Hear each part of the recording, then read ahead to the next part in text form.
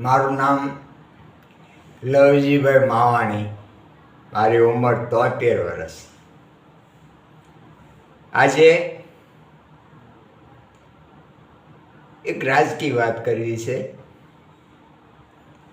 કે હું જનસંઘ વખતનો સક્રિય કાર્યકર છું અને 1980માં